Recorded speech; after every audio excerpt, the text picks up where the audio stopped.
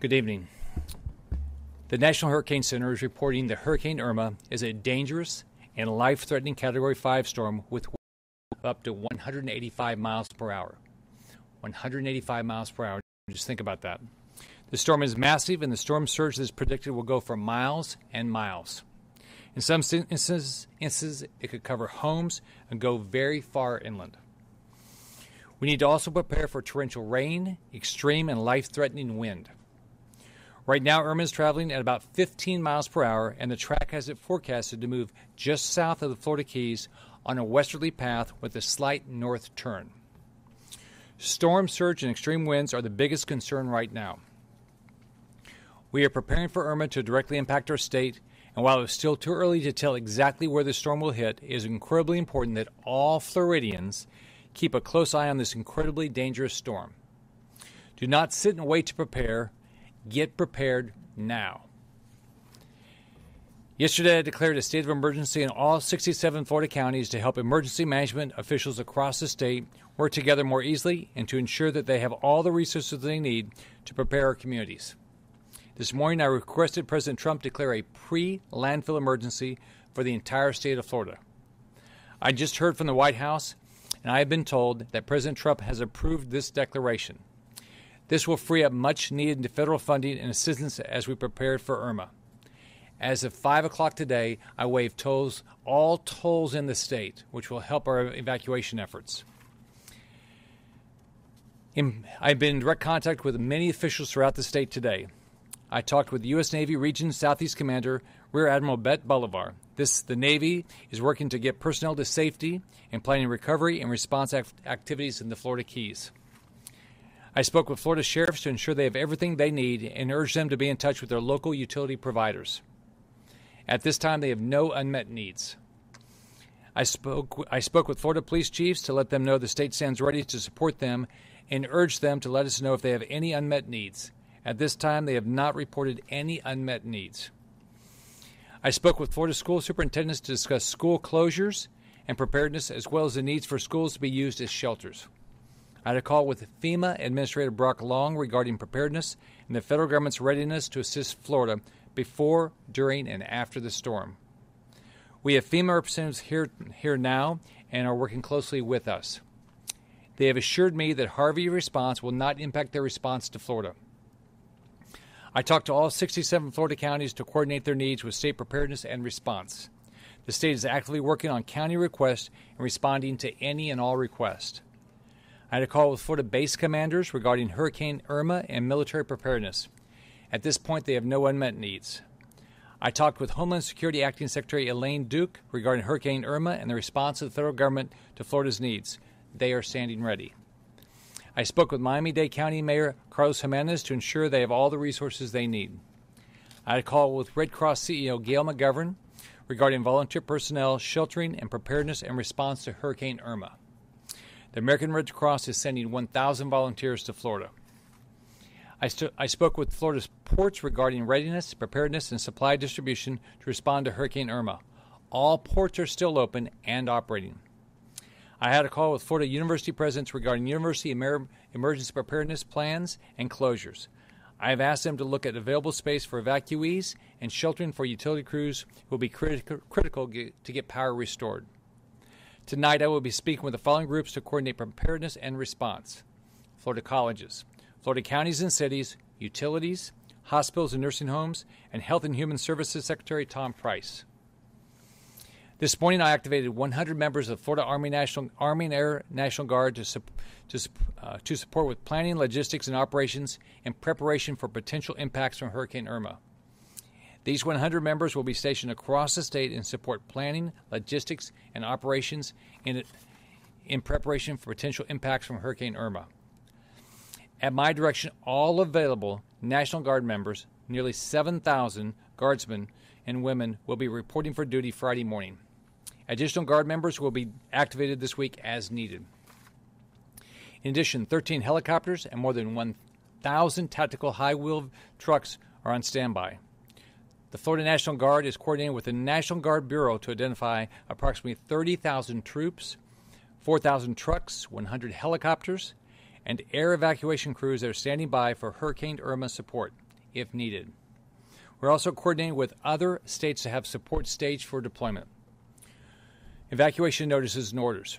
Right now, Monroe County has issued mandatory evacuations beginning tomorrow morning. Individuals with special needs will be evacuated from Miami beginning on Wednesday morning. Miami-Dade County officials are already advising residents living in low-lying areas to start evacuating on Wednesday. Everyone should be following the direction of local officials regarding voluntary and mandatory evacuations. If there is an evacuation order in your area, please follow it. I cannot stress it enough. If there's evacuation ordered, follow it. Remember, we can rebuild your home, but we cannot rebuild your life. Florida Keys Hospital evacuation. We are pre-positioned air assets from the North Carolina National Guard to begin hospital evacuations in the Florida Keys. These evacuations will begin tomorrow. Regarding shelters, we're working hand in hand with the counties to ensure that shelters are available. There's absolutely no reason for anyone not to evacuate if you are ordered to do so. Shelters will be available, and you should follow the directions of your local officials to go to the shelter that fits your needs. The state is staging supplies such as meals, shelter support trailers, and water at the State Logistics Resource Center in Orlando for deployment as needed. The state is also establishing local points of contact with volunteer organizations to coordinate sheltering and feeding operations. The American Red Cross has also established a disaster relief operation in Orlando. School closures. Monroe County has announced that schools will be closed until further notice beginning on Wednesday. Florida Keys Community Hospital has closed the Key West campus and all centers beginning Wednesday. Miami-Dade County Public Schools has canceled after-school activities Wednesday. All schools and after-school activities will be closed Thursday and Friday. Broward County Public Schools will be closed Thursday and Friday. Collier County Public Schools will be closed Thursday and Friday. The School District of Palm Beach County has canceled all school activities Wednesday. All schools and after-school activities will be closed Thursday and Friday. St. Lucie Public Schools will be closed Thursday and Friday. The School District of Indian River County will be closed Thursday and Friday. The Martin County School District will be closed Thursday and Friday. The Lee County School District has canceled after-school activities Wednesday. All schools will be closed and after-school activities canceled Thursday and Friday. The University of Miami has canceled classes at its Coral Gables and Marine campus for Wednesday, Thursday, and Friday. Miami-Dade College will be closed Thursday to Sunday.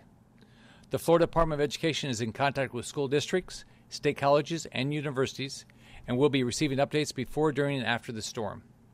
At this time, all school districts and colleges are monitoring Irma and her path.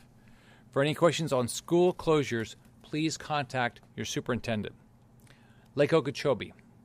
I spoke with South Florida Water Management District Chairman Dan O'Keefe to discuss Lake Okeechobee and the district's hurricane preparedness efforts this morning. I had a call this afternoon with the U.S. Army Corps of Engineers District Commander Colonel Jason Kirk to discuss Lake Okeechobee and the federally operated Herbert Hoover Dike. I had a call with the Army Corps of Engineers regarding Lake Okeechobee water levels with Hurricane Irma's projected path and impact. The Army Corps and the South Florida Water Management District have begun lowering water levels in Lake Okeechobee as well as the surrounding canals and moving as much water as possible to tide and south through flood control structures throughout its flood control system in preparation for the storm. Routine inspections of the Hubert Hoover Dike are taking place, and additional inspections will begin once the lake approaches 17 feet. The lake level is currently is 13.67 feet. FWC operations. The Florida Fish and Wildlife Conservation Commission is preparing search and rescue teams for potential deployment. All teams that were deployed to Texas have since returned or in the process of returning. We have seen reports on this news of grocery stores being out of water. Members of the media, we ask that you partner with us to identify areas of need and report any confirmed shortages to the State Emergency Operations Center by calling 850-921-0217. Yesterday, I signed a state of emergency and rescinded all weight and driver restrictions for highways. This state of emergency waives weight restrictions for semis and driver hour restrictions so we can get all the resources we need into our state. This includes bottled water and non-perishable foods. While retailers are working as quickly as possible to fill grocery store shelves with water and other emergency resources, we ask that as you prepare, be considerate of your neighbors and take only what your family needs to be prepared. We have been in touch with retailers and more supplies are on the way. If you visit the store today and found a shortage, you should go back tomorrow to get your supplies once everything has been replenished. Fuel availability. There are no reported supply issues at this time. The state is monitoring fuel assistance requests and has contacted emergency fuel and equipment providers for status of emergency fuel supply and equipment. While the state is working as quickly as possible to bring fuel to communities, it is important to be considerate of your neighbors and take only what you need to evacuate and stay safe. State office closures, volunteering. State offices in Monroe County will be closed tomorrow until further notice.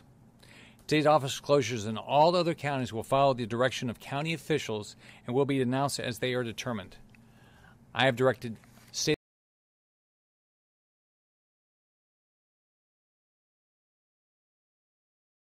at local shelters to please do so. I talked to Red Cross CEO Gail McGovern, and they are providing expedited certifications for volunteer shelter operations to all full-time state employees. Information will be provided this evening to all state employees on how to sign up and be certified by the Red Cross. Tomorrow morning, I will be in the Keys in Miami to meet with emergency management officials and provide updates on the state's preparedness efforts. My office will be releasing details soon. In Florida, we prepare for potential storms all year, and Irma is no different. Every family needs to have a plan. Have a disaster preparedness kit and be ready today. Do not sit and wait. Get ready now. For details on how to create a personalized plan, visit www.floridadisaster.org/getaplan. We are 100% focused on making sure Floridians and all volunteers to our state have timely information on this storm. And we will continue to closely monitor Hurricane Irma and issue updates throughout the next few days. But I cannot stress this enough. Get prepared. Learn your evacuation zone. Listen to your locals. This storm has the potential to devastate the state, and you have to take this seriously. Remember, your house can be rebuilt, your possessions can be, you can get new possessions, but you can't rebuild your life. I've had a variety of personal experiences during Andrew. I had to evacuate 2 hospitals down in Miami, and I had a hospital that was basically decimated in the southern part of the city. And when Andrew moved south, we had to hand-vent patients for hours. I've gone through the Oklahoma City bombing when we were one of the main hospitals that took the individuals harmed. So I can tell you, this whole team up here, we are prepared, and we'll do everything we can to keep everybody safe. I'll be glad to answer any questions anybody has. Can you explain what other evacuations you are contemplating? Are you going to leave it up to the local governments, or do you anticipate there will be a state order?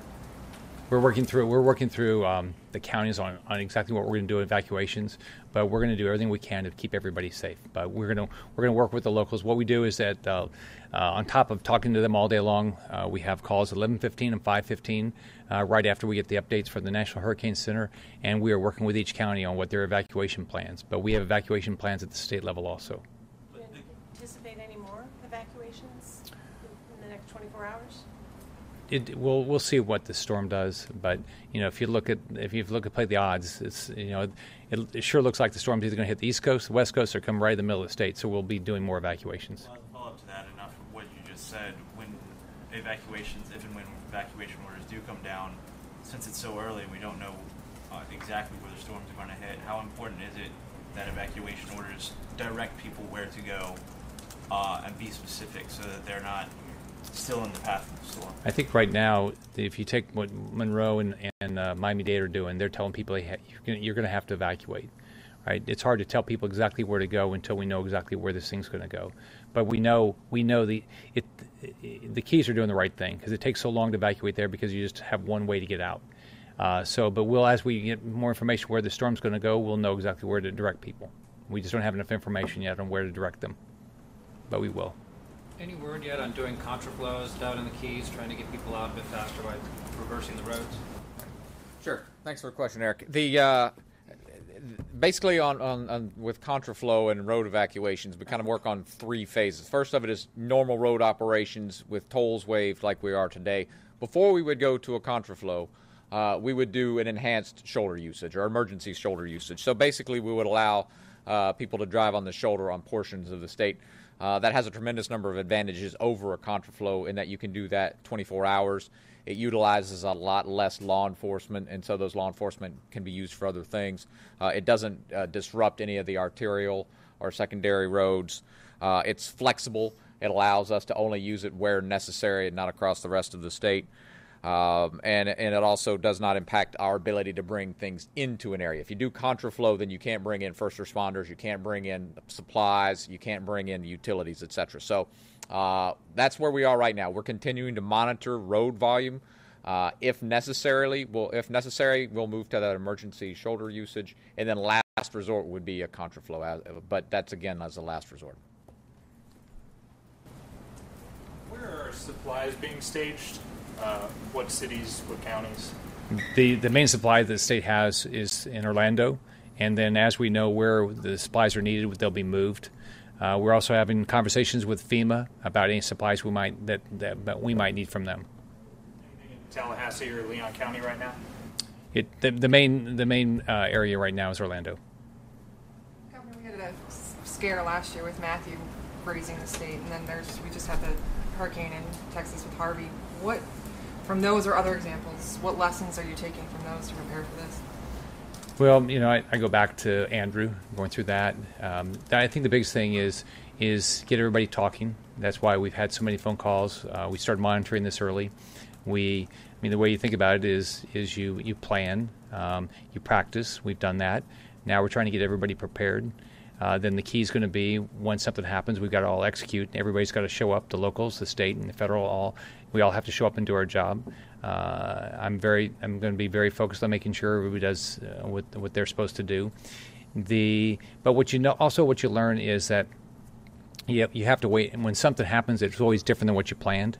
And so what the key is going to be is there good communication. And you have people that willing. If you just go through, I can give you examples of Matthew though. As I was traveling up the coast, just been able to sit down and call somebody to solve a problem, and have a great emergency management team like we have in Tallahassee that just sits there piece by piece and resolves issues. That's really the big key, because there were a bunch of issues. And the other thing in Matthew that we saw was just we saw it in Irma and Matthew, just getting everybody to pre-position assets and get ready. Because as soon as this happens, the first thing people want, they want back in their homes. You can't get back in your home if you don't have power. It's not going to help you much. And so the utilities all have to pre-position assets, and they've got to do everything they can to get ready. We've got to get the bridges inspected. So you just have to get everybody doing their job. Do you find you're doing those steps earlier this time at all, whether it's activating the National Guard or pre-positioning resources or anything like that? I don't think we're doing it any earlier or anything. I think if you look at this, is a massive storm. This is 185 mile an hour winds. The other thing that if you look now, the National Hurricane Center is also putting out better information on storm surge. So it's helping you think about that even more on how you do your evacuations, because you can look at the models and see how far in it's anticipated possibly that the water is going to go. Governor, can you talk a little bit about the pre-positioned assets regarding fuel? What's happening in that? Well, actually, what we're doing is we're making sure that all the fuel suppliers, are constantly, moving resources through the state. And as I've talked to people around the state, I've been asking, are there shortages? And that's why we've asked the media, like for the water and the perishable food. If you know of a place, call us, because we're talking to the retailers. But we're not seeing fuel shortages right now. But I have a daughter that lives in Texas. She was not in Houston; she's in Austin, and she said what happened there was people all filled up, and that's what caused part of their shortages. And so the key is, whether it's water, whether it's food, whether it's fuel, take what you need. Don't take too much, just so you make sure everybody's going to be prepared.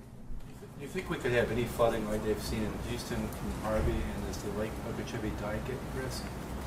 Well, clearly you hope not, but you plan. So that's why I had first thing this morning. I talked to the South Florida Water Management District and talked to the Corps of Engineers this morning. The lake's at 13.67 feet. It can take quite a bit of water right now. but they're working to try to push as much water out in case you have more. If you remember, in 2012 we had, I think it was 27 inches, wasn't it, over in West Palm Beach, and that was the hurricane that hit Louisiana. So you could have a rain ban. So we talked to all the water management districts today to make sure they get their water levels as low as they can in case we do have bans or we get a lot. But right now, everybody believes we're in good shape. But until you don't know what's going to happen, and you don't know if there's going to be some ban that this thing slows down. So you do everything you can to be ready. But right now, the Corps believes, in the Water Management District, South Florida, thinks they're getting Okeechobee in the best position possible. Governor, I know you've, as you said, signed the waivers about getting trucks and supplies down, at least throughout Florida. Have there been any talks about having similar waivers in other states since a lot of these supplies would presumably be coming from out of state? We haven't seen a problem yet. If we do, we have very good working relationships with the governors of other states, along with FEMA, to get things done. But we haven't. At this point, we believe we're going to get. If there's been a shortage of water someplace, we're going to get the water in. They're replenishing it. Same with non-perishable food, and we haven't seen the fuel shortages. And we're talking to everybody. But again, if the media sees a place where there's a shortage, call us, and we'll work on it right away. I mean, my goal is I don't want to lose a life. I don't. We all have our families. I have my family. I've been blessed with lots of grandkids. I want them all to be safe, and I'm sure everybody's in the same position. I can tell you, everybody up here is going to work hard to try to keep everybody safe. Governor, you said in your pre-landfall declaration that the storm essentially is going to come from the south and then go, I think it was up the spine of the state. Is that still the case? I know there's some uncertainty on where the storm would go, and that the National Weather Service was going to try and figure out how those two high-pressure cells would mix in. There's a lot of projected paths. There's paths that have it go up the East Coast. They have it goes up the right in the middle of the state, and it has go up the West Coast. Even there's some that has it hitting the Panhandle. So I think right now everybody's got to assume that you're going to get impacted. You can't. I mean, there's one path that has it basically hitting Miami and then going out a little bit and hitting Jacksonville. So there's lots of projected paths, but there's that's one thing that they can't guarantee. I mean, they can tell you sort of generally within a certain number of miles historically what's happened, but that's why we all have to everybody's got to look at this and watch. I mean, this is a big storm, 185 miles per hour, and if you look at all the projections, it's not getting smaller; it's getting bigger.